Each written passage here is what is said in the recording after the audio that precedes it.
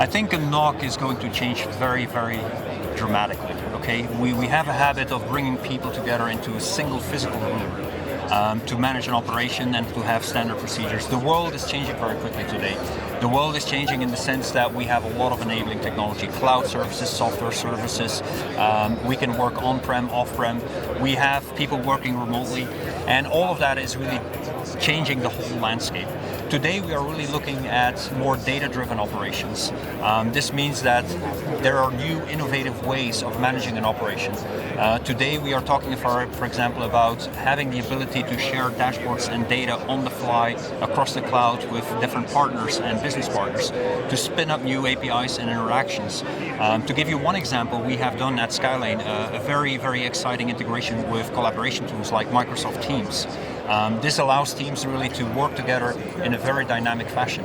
It also allows you to, this is not only about COVID, you know, with COVID we got used to working remotely and having people working from home, but this is also about the war on talent. I need so many experts. I need a cloud expert, I need a network expert, I need a Kubernetes expert, and a lot of other people that we don't have, okay?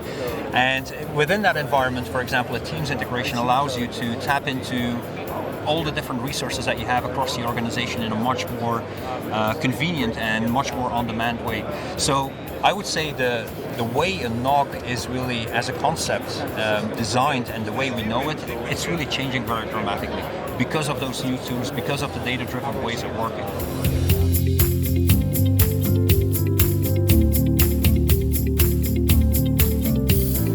Okay, and that's one of the key essential things here.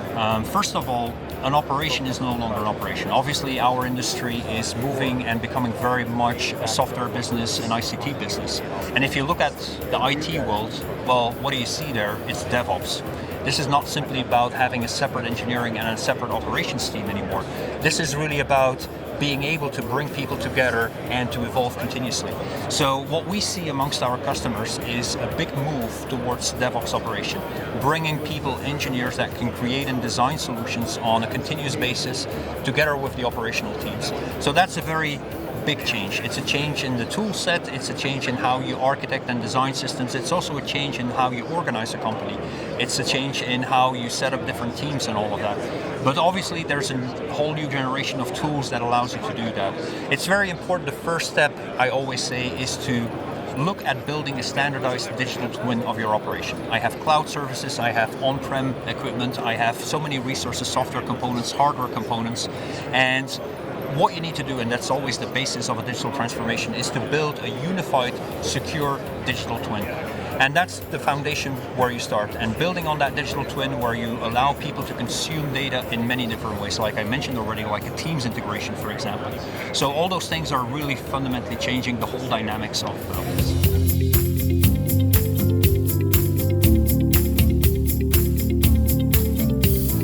And that's one of the common things, again, that we see everywhere, not only in the satellite industry. This is about systems becoming increasingly more complex, a lot more dynamics, a lot more data that is continuously fluctuating. And a lot of capabilities or new emerging technologies help us with that. One of them is, for example, artificial intelligence. Artificial intelligence that allows us to 24/7 dig through all that data and cut through that complexity and being able to identify, for example, what we call anomalies.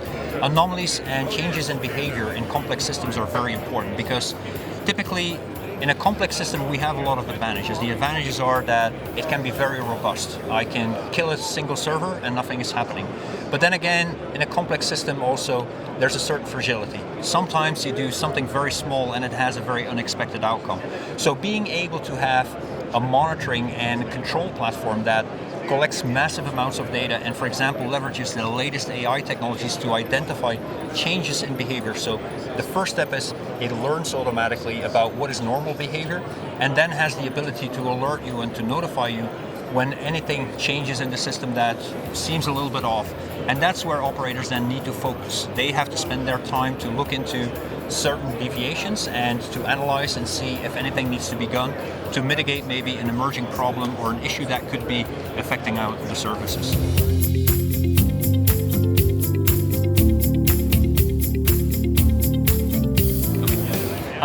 Yeah, I think it's as I said already at the beginning of the interview here, I think it's really going to change very dramatically.